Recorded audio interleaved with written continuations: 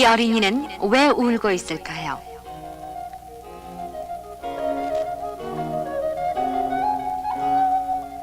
이 화면에서 여러분은 무엇을 느끼십니까?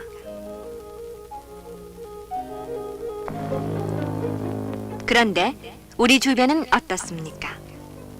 저렇게 예사롭게 잔디를 밟는 경우, 공원 등지에서 아무렇게나 휴지를 버리거나 혹시 저런 얼굴 붉히는 일은 하지 않는지, 전화가 잘 걸리지 않는다고 마구 두들기거나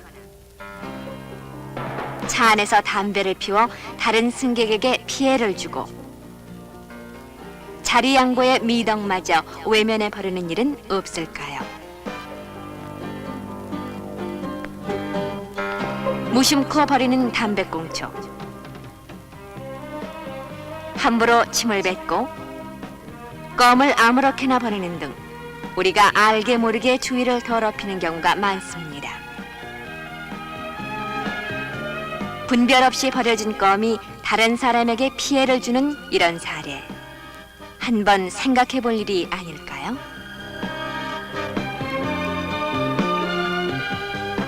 도로는 시민 모두의 것입니다. 단속의 눈을 피해 노점을 버려서 통행에 불편을 주는 일, 그리고 무질서한 벽보들, 영화관이나 운동장 같은 데서 암표상을 흔히 볼 수 있는 것은 어떤 이유에서일까요? 물론 암표상이 나쁩니다. 그렇지만 사는 사람이 있기 때문에 파는 사람이 있는 게 아닐까요? 질서는 시민 생활의 첫걸음입니다. 우리 다 같이 차례를 지키고 질서를 지키는 가운데 밝고 명랑한 사회를 이루도록 해야겠습니다.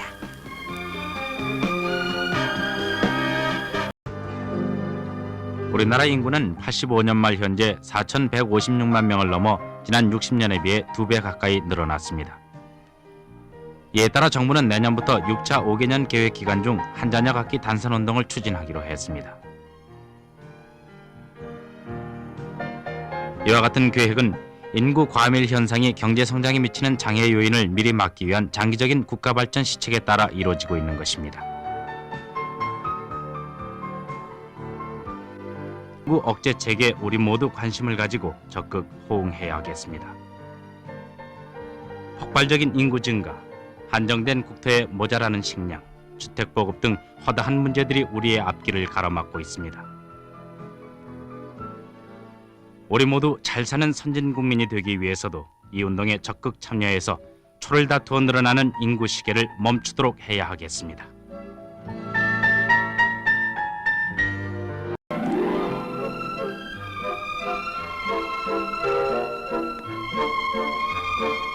무더운 여름철 물놀이가 한창입니다. 도심의 백화점이나 시장에서는 필요 이상의 비서용구들을 경쟁이나 하듯 사들이는 이가 많은데, 이 가운데는 빚을 내가면서까지 부은에 맞지 않은 놀이를 즐기는 분도 있다고 합니다. 자기야 애써 번 돈을 무더울 때 부은에 맞게 쓴다고 해서 다 달바는 못 되지만은, 그렇다고 지나치게 낭비를 하거나 빚까지 얻어 쓴다는 것은 삼가해야 할 일이 아니겠습니까? 물놀이는 형편과 분수에 맞게, 그리고 가족과 함께 즐기는 것이 좋겠습니다.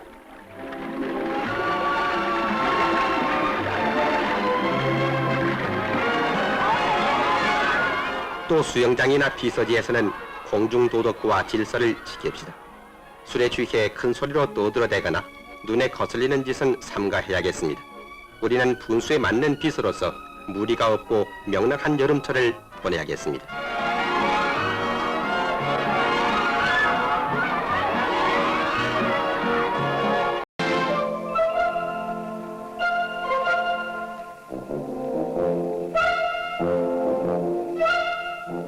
쥐는 의심이 많고 경계심이 강한 동물로 냄새를 잘 맡으며 콧수염, 몸털, 꼬리 등 잘 발달된 감각기관, 날카로운 이빨과 발톱을 갖고 있는데, 그 발에는 스폰지 같은 것이 있어 소리 없이 잘 다닙니다. 쥐는 한 번에 5 내지 10마리씩 2년 동안이나 새끼를 낳으며 3년 동안 살 수 있는데, 새끼를 낳은 후 7일이 지나면 다시 발정 교미를 할 수 있습니다. 교미 후 21일이 지나면 새끼를 낳으며 이 새끼는 10일이면 눈을 뜨고 25일 후면 큰 쥐가 됩니다. 그래서 한 쌍의 쥐가 1년 후면 1250마리로 늘어나게 되는데 이 엄청난 쥐가 우리 인간에게 주는 피해는 한두 가지가 아닙니다. 매일 밤 천정을 뛰어다니는 시끄러운 소리, 쥐나 벼룩으로 인한 패스트 발진 피부스, 병원균으로 인한 과일지병, 천열, 살모넬라, 식중독균, 발진열, 리케치아, 진드기로 인한 양충병 등 무서운 전염병들을 만연시키고 있습니다. 뿐만 아니라 쥐는 음식물, 농작물, 가재도구 등을 갉아먹거나 논두렁에 구멍을 내고 가축을 물어가는 수도 있습니다.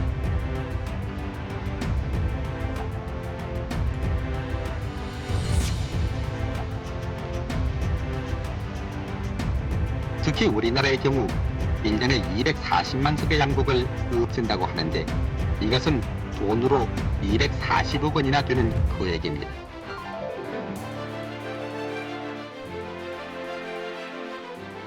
이 같은 피해를 막기 위해 정부는 지난 1월 26일 4,200만 마리의 쥐를 잡아 106만 석의 양곡 손실을 방지한 바 있습니다.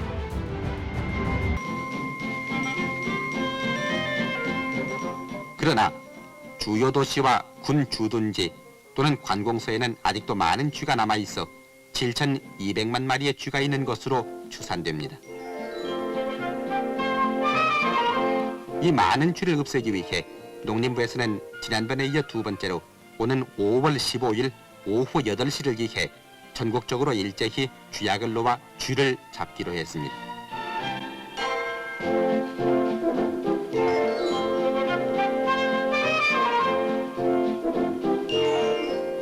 이번 쥐잡기에 사용되는 약은 진 회색 가루로 호당 20g 한 봉씩 무상으로 공급하게 되는데 전 국민은 이에 적극 호응해 주기 바랍니다.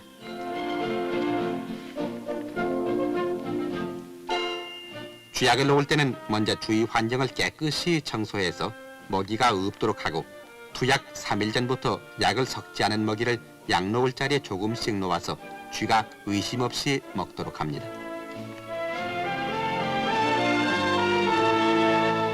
쥐약 미끼로는 들깨, 쌀래기, 밥, 옥수수, 고구마, 감자, 식용유, 깨기름, 고깃가루, 번데기가 좋은데 밥 같은 것은 직접 약과 섞고 고구마 같은 것은 쪄서 섞어야 하며 옥수수 같은 것은 물에 6시간쯤 불 켜서 섞어야 합니다.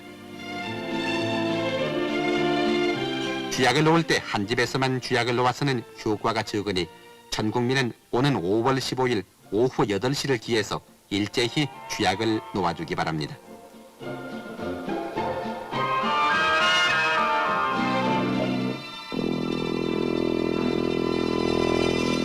약을 먹고 죽은 쥐는 수효를 확인한 다음 한 곳에 모아 땅속 깊이 묻어주기 바랍니다.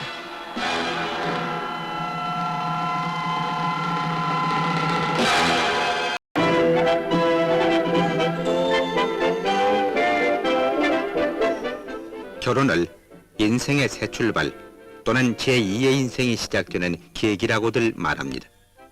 그렇다면 새로운 인생을 출발하는 자리가 분수에 넘친 허영과 사치 속에서 이루어져야만 체면이 서는 것일까요? 청첩장을 남발해서 납세 고지서라는 나쁜 인식을 가져오게 한 기막힌 사례들, 신랑 신부를 축복해야 할 하객들이 부담에 쫓겨 마지못해 식장에 참석하고 축하객들로부터 마치 결혼 비용을 뽑아내기라도 하려는 듯이 식장 입구 수부에서 축의금을 거둬들이는 이런 것이 진정 신혼부부의 장래를 축복하는 것은 아닐 것입니다. 비용을 덜 들이면서 가장 실속 있고 장래성 있는 예식을 올리자는 것이 가정 의례준칙의 참뜻이고 보면은 이렇게 간소한 예식을 올리는 경우가 여간 바람직한 것이 아닙니다.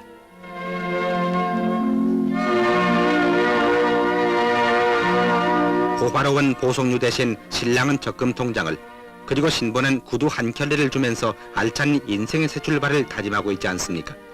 정령 혼인 예식은 간소하고 실속이 있는 알찬 출발이어야 하겠습니다.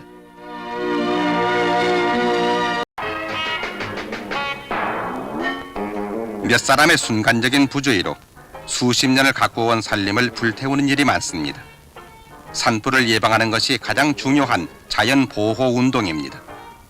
어린이들의 불장난이나 등산객의 실수가 없도록 서로가 일깨워서 산불을 예방해야 하겠습니다.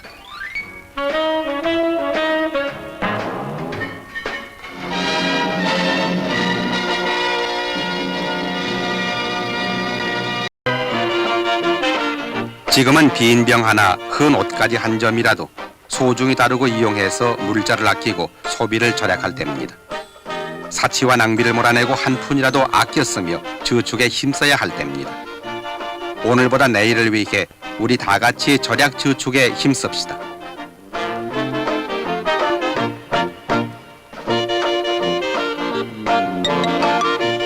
아껴 쓰고 절약해서 알찬 생활 내가 먼저.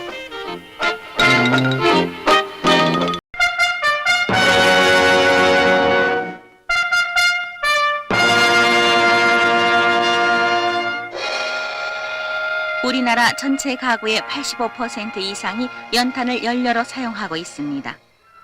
이 유용한 연탄의 사용에는 위험이 따르기도 합니다. 연탄가스 중독 사고. 해마다 겨울철이면 약 3,000명이 넘는 인명이 연탄가스에 희생되고 있습니다.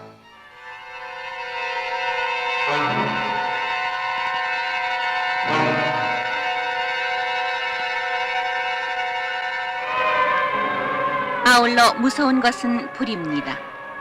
1년 중 화재로 입는 인명과 재산의 손해 또한 큽니다.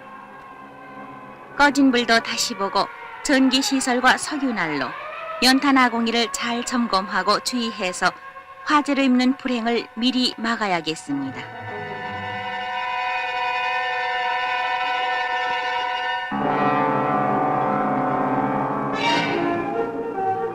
그럼 여기서 연탄가스 중독 사고 예방에 관해서 알아보겠습니다.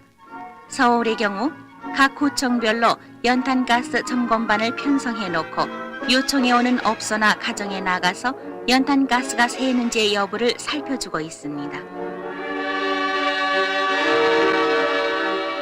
휴지나 헌 신문지 같은 것으로 아궁이에 불을 피워서 방구들로 연기가 새어나오면 연탄가스도 스며들게 마련입니다. 가스가 스며드는 온돌의 틈을 찾아서 안전하게 막아둬야 합니다.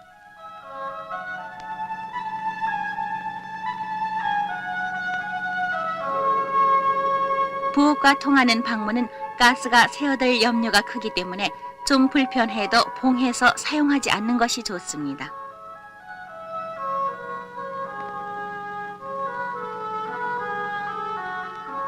또 부엌에 남아있는 가스를 없애기 위해서 환기구를 달아 환기가 잘 되도록 하고, 연탄은 충분히 말린 것을 사용하되 잠자기 2시간쯤 전에 갈아 넣는 것이 안전하며 아궁이 덮개를 열어놓지 말고 잘 덮어둬야 합니다. 연소통 주위에 열을 차단해야 합니다. 이렇게 단열을 하면 주위의 온도가 높아져서 일소나 탄소가 안전 연소되어 가스 발생량이 줄어들고 연탄이 타는 시간도 길어져서 경제적입니다. 굴뚝도 가스 역류 현상을 막기 위해서 잘 보온을 해야 하고, 지붕에서 90cm 이상 높이고 역풍 방지용 모자를 씌워줘야 합니다.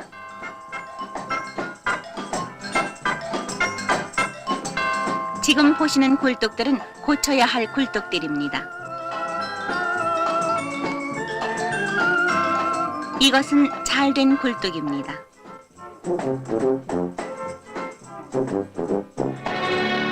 가스 중독 환자가 발생하면 우선 신선한 공기가 통하도록 창문을 열어주는 한편 몸을 따뜻이 해준 다음 병원으로 옮겨가야 합니다.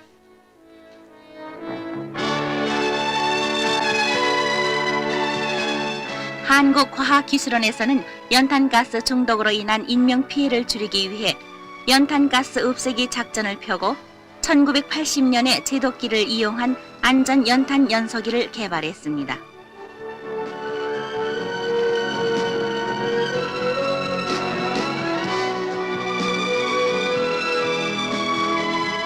화학기술원 고온공정연구실 박원은 박사가 개발한 이 안전연탄 연소기의 실용성을 시험하기 위해 각 지역별로 실험하고 있습니다. 이것이 저희 과학기술연구소 고온공정연구실에서 새로 개발한 안전연소기입니다. 이 안전연소기는 밑에 공기구가 2개로 되어 있으며 하나는 일반 연탄을 연소시키기 위해서 들어가는 1차 공기이고 두 번째 공기구는 재연소를 위한 2차 공기구입니다. 이 2차 공기구는 이 연소통이 이중으로 되어 있기 때문에 위벽을 통해서 올라와서 다시 윗부분에서 모여가지고 그 재연소를 시키는 데 도움을 주고 있는 공기입니다. 연탄가스는 연탄에 위험이 있는 것이 아니라 연소 과정에서 발생하기 때문에 사용을 잘하면 사고의 불행을 막을 수 있습니다.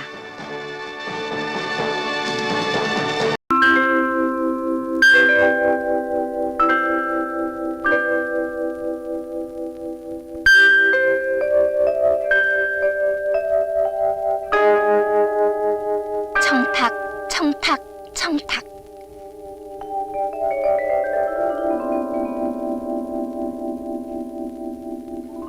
이권 청탁. 압력. 돈이면 다 된다는 생각.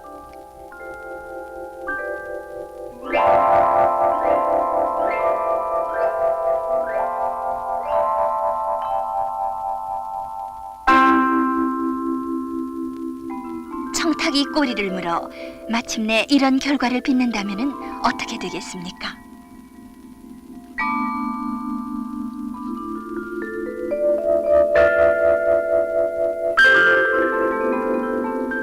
부정 납품으로라도 단번에 돈을 벌자는 심사.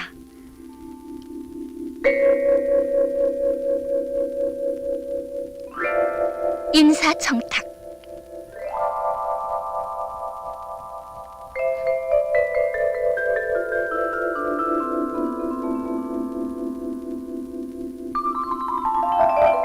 줄을 타고 내려앉는 의자.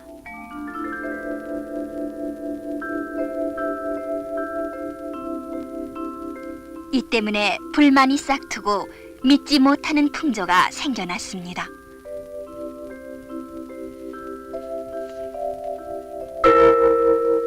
사건 개입. 탈세로 줄어든 국고는 누가 물어야 합니까?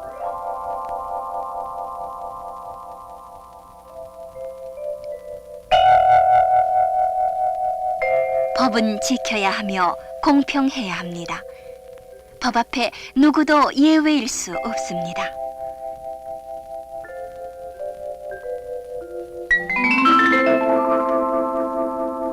새 시대가 열렸습니다. 청탁은 하지도 말고 받지도 맙시다. 우리 주변에서부터 청탁 풍조는 하나씩 하나씩 고쳐나가야 합니다.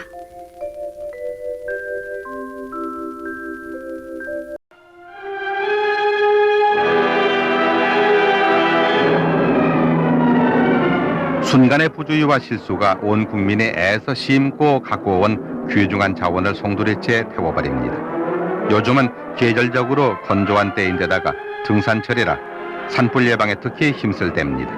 단풍이 곱게 물든 산마다에는 낙엽이 많이 쌓여 일단 산불이 발생하면 불길은 크게 번져나서 피해가 크게 됩니다.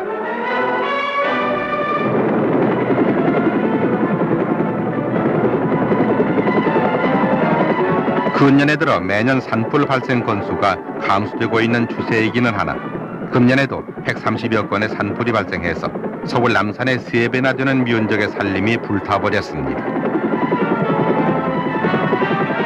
산불은 입산자의 과실에 의한 것이 50%를 차지합니다.